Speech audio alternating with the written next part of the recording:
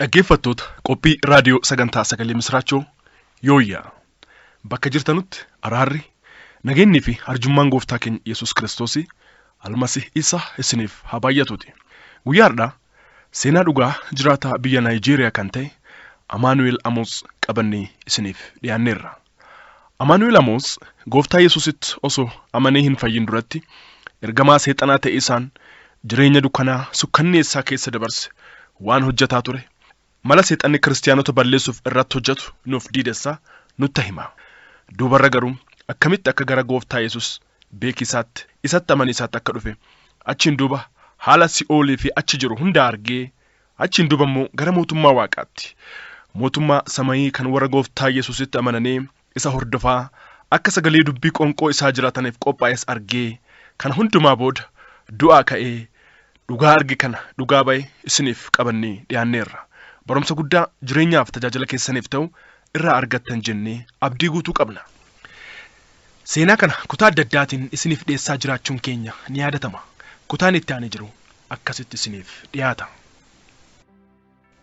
Obsaan haga dhumaatti nu dhaggeeffadhaan affeerraa keenya jaalalaati. Dursinee Waaqa kadhanna. Waaqa bara baraa jireenya nuuf kennitee carraa kana nuuf kennitee ergaati karaa tajaajilaa keetii kanaan nuuf dabarsite akka dhageenyuuf carraa kana waan nuuf kenniteef galanni ulfinneef kabajisiif ta'uuti. Amma kunoo nus ergaa kana yoo dabarsinu nu gargaari. Lubbuun yookaan namni ergaa kana dhage'u kamiyyuu seenaa dhugaa kanarraa barumsa guddaa fudhatee jireenyaaf tajaajila isaatti jijjiiramni fi guddinni eebbi addaa haa ta'uufi. Namni haarinni kan Gooftaa Yesuus hin beeknes ergaa kana dhaga'ee gara fayyinnaatti akka dhufuuf Waaqa hafuura keetti qulqullichaan isa gargaare. Karoorriif hojiin seexanaa kamiyyuu kan diigame haa ta'uti. Kana hundumaa waan gootuuf galatoomii maqaa Gooftaa Yesuus Kiristoosiitiin akkas jennee walii galleessi kadhannaa. Ameen.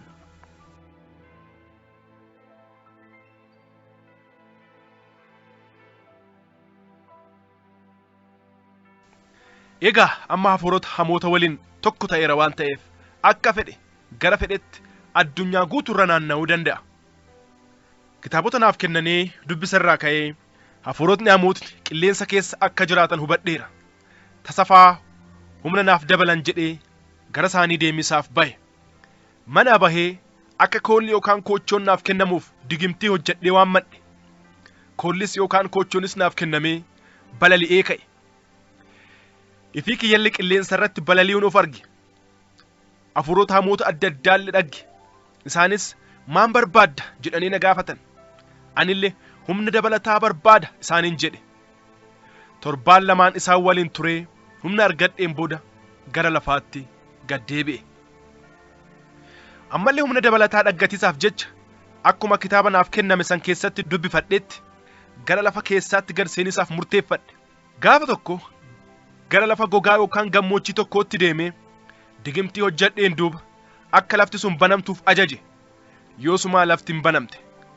Ergamoonni seexanaallee masalaalii ittiin gad seenan naaf qopheessan.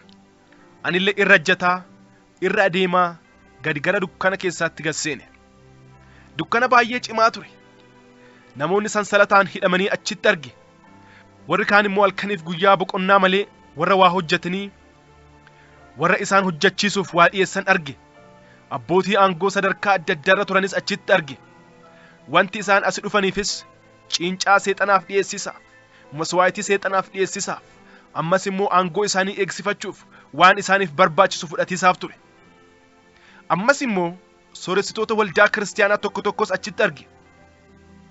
Isaanis mana sagadaa keessatti wanti isaan dubbatan kamiyyuu gaaffii tokko malee akka fudhatamu, gaaffiiniif mormiin tokkoyyuu isaan irratti akka hin kaane gochuuf humna isaaniif barbaachisu fudhatiisaaf dhufan. Anillee torbaan lamaan as keessa tureen booda humna naaf barbaachisu fudhadhee bahe. Namoonni akka an nama gadlaafessa nama garraamii ta'etti malee akka an nama cimaa hafuura cimaa akkasii qabu hin beekan turan. Har'aa kana namoonni baay'een gara waldaa kiristaanaatti hin deemu. Garuu namoonni waan hamaarraa eegaman warra dhugumaan Yesuus Kiristoositti amananii akka barsiisa dubbii sagalee isaatti jiraatan qofa. Kakuu biraa mootittii dukkanaa yookaan xarafaa negist waliin. Gaafa tokko miila kiyyaan deemaa bashannanaa deemuu barbaadee manaa bahe. Osoo deemaa jiruu naannoo buufata konkolaataatti dubartii baay'ee bareeddu takka arge. Waan takkaallee ittiin dubbanne bira darbe. Ammas guyyaa biraatti bakkuma san dhaabattee ishee arge. Guyyaa sadaffaattis akkasuma isii argee yoo bira darbuuf jedhu na waamte. Anis bira deemee ishee haasofsiise. Amaanu'eel Amoots jedhama jedhee of beeksise. Isheen garuu maqaa ishee dubbachuu hin barbaanne. Bakka jireenya ishiillee dubbachuu hin barbaanne. Ilkaan ishee qofaan natti seeqatte. Bakka jireenya kiyyaa na gaafannaan karaa isaa qofaa itti himee gaafa deemuuf jedhu. Gaafa tokko gara mana kee si biraan dhufa naan jette. Anillee sammuu kiyya fooniitiin bakkaaf lakkoofsa manaa osoo hin kenniniif akkamiin dhufuu dandeetti kun ta'uu hin danda'u jedhee yaade. Garuu immoo torbaanuma sanatti balballi mana kiyyaa rukutame. Yeroo banus ishee turte. Anis dubartittii eenyummaa ifii dhokfattu baga nagaan dhufte jedheen. Keessa kiyyaan immoo isii dubartiin bareedni tun eenyu ishiini garuu akka kiyyoo yookaan caccoo cimaa keessa seenteertu hin beektii jedheef gaafadhe. Isii keessummeesseen duuba baatee deemte. Garuu immoo haala na shakkisiisuun irra deddeebitee saatii wal fakkaatutti mana kiyya dhufuu jalqabde. Saatiif daqiiqaan itti dhuftullee wal fakkaataa ture. Yoo isiin gara mana kiyyaa dhuftu gara hoteela babbareedoo magaalaa Leegoos keessa jiranuutti geessee isii bashannansiisa ture. Garuu yoo kana hundumaa isiif godhu eenyummaa isii even maqaa isiiyyuu hin beeku ture. Ani lewwamaa itti dhiphachuu hin barbaanne. Sababni isaas dubartii hin tuqin jedhamee akeekkachiisi cimaan naaf kennameera waan ta'eef. Tasuma immoo guyyaa guyyaa dhufuu dhiistee halkan halkan dhufuu jalqabde. Gaafa tokko immoo an dabaree kiyya xumuradheera. Amma mana kiyyatti dhuftee na laaluun dabaree keeti naan jettee. Halkan tokko waliin turree ganama kaanee konkolaataa qabannee waliin deemne. Bakka wayii gaafa geenyu konkolaachisaadhaan nuuf dhaabi jetteen. Konkolaataanis yoo dhaabatu eessa deemna jedheen. Hin dhiphatin mana kiyya laalaa arta naan jettee gara bishaan galaanaa jirutti gad nu buustee lamaan keenya iyyuu akka waan sabbata yookaan qabattoo wayitiin nu hiitee osoo jirtu humni wayii dhufee nu lamaanuu dhiibee gara bishaan galaanichaatti gadi nu darbate. Galaanicha irratti ariitiidhaan deemuu jalqabne. Dhaggeeffattoota kiyya. Wanti kun hundumtuu hafuuraan osoo hin ta'in qaama foon keenyaatiin ture. Bakka tokko immoo gaafa geenyu gadi gara qilee galaanaatti seenne. Adeemsi keenyas akka baabura baay'ee fiiguu ture. Achiin booda gara bakka namoonni baay'een hojiidhaan qabamaniitti geenye. Addunyaa seexanaa. Akka waan laaboraatoorii saayinsii adda addaa, meeshaalee saayinsii adda addaa, muuziqaa sirbaa adda addaa, wantoota babbareedoo adda addaa warshaa oomishuu arge. Magaalaan duubatti immoo dhiirotaaniif shamarreewwan babbareedan baay'ee arge. Jaarsoliin keessan jiran turan. Isiillee isaan waliin na barsiifte. Isaanis baga nagayaan dhufte naan jedhan. Achiin booda gara kutaa dukkanaa jedhamu tokkootti na geessite. Itti fuftees kutaalee meeshaaleen adda addaa itti oomishamu hunda natti agarsiisteen booda gara mana jireenya isheetti na geessuutti kaate. Mana isiitti na galchitee na teessistee akkas naan jette. Ani mootittii dukkanaati yookaan an xarafaa na geessite. Si waliin hojjechuu guddaa barbaada. Qabeenyaaf waan si barbaachisu hundumaa isaa siif kenna. Eegumsaaf waan barbaachisu hundumaa siif godha. Akkasuma ergamaa jireenya kee qajeelchu siif kenna naan jetteen duuba. Yoo furtuu wayii tuqxu foon namaa kukkutamee gabatee yookaan tirii wayitti guutamee dhufe. Sana booda foon sanis nyaannee yookaan boofni akka dhufu ajaja dabarsite. Boofni si dhufe anaanis liqimsiin naan jette. Anis hin dandeenye na dirqamsiiste. Anis garuu akkam godhee bofa lubbuun jiru liqimsuu danda'a jedheen. Achiin duuba humna ittiin liqimsuun naaf dabarsitee boficha liqimsuu danda'e. Kakuuwwan sadiin haga ammaatti raawwadhe kunniin wanneen kanneeniif na fayyadan. fooniif dhiigi namaa akkasumas bofni an nyaadhee dhuge kun akka namni waan kiyya narratti hin beekne na gargaaran. Ergamaan seexanaas akka seera na eegsisuuf natti ramadamee humnis kennameeraaf. Yoo lafarra jiru akka nyaata bishaan keessaa naaf fidu yeroo barbaadutti isa ajaja ture.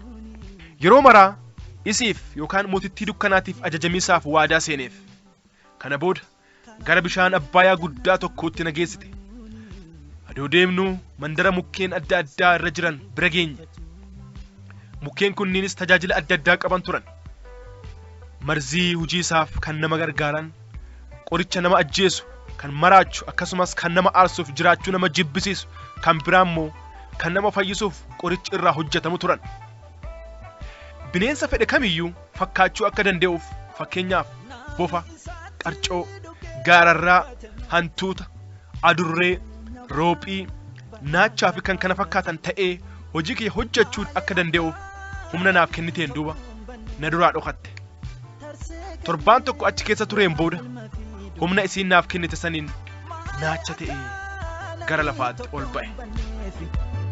Darsee kennee waan ilma fiidoo sileef gatiin baheera maafi waan kana yaanne fooniif lubbuu fayyisa maaf harkattiin kennaanne haalli sitti hammatulle murteessi yeroodhaani guyyaan fayyinaadha beellamaan baay'eessi sileef gatiin baheera maafi waan kana yaanne fooniif lubbuu fayyisa maaf harkattiin kennaanne haalli sitti hammatulle murteessi yeroodhaani guyyaan fayyinaadha beellamaan baay'eessi kootu garasaa kootu. Jaalatamtoota dhaggeeffattoota keenya seenaa dhugaa obbo Amaanu'eel Amoots isiniif dhiyeessine kanarraa waan guddaa akka barattan homaa shakkii hin qabnu sagantaa keenya guyyaadhaallee kanumaan fixanna. Kana booda maaltu ta'a laata? Kutaa kanatti aanee jiru sagantaa keenya dhufurratti qabannee isiniif dhiyaanna osoo addaan hin kutin namoota biraas affeeraatii waliin nu dhaggeeffadhaa isiniin jenna.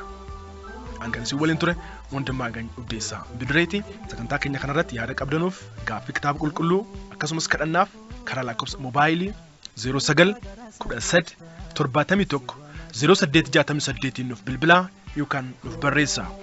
Sagantaa sagalee misraachuu kan yeroo hundumaa wixataaf kibxata halkan sa'aatii 1 daqiiqaa 45 haga sa'aatii 2tti meetir baandii 25 irratti nu dhaggeeffachuu keessan itti fufaa. Sagantoota biraas akkasuma guyyaa hundumaa dhaggeeffadhaa. Namoota biraas nuuf affeeraa, nuuf kadhadhaan ergaa keenya yeroo hundumaati baay'ee moo sin jaalannaa nuuf jiraadhaa. Horaa bulaa. Gooftaa gara isaa gooftaa, isi waan jira gooftaa.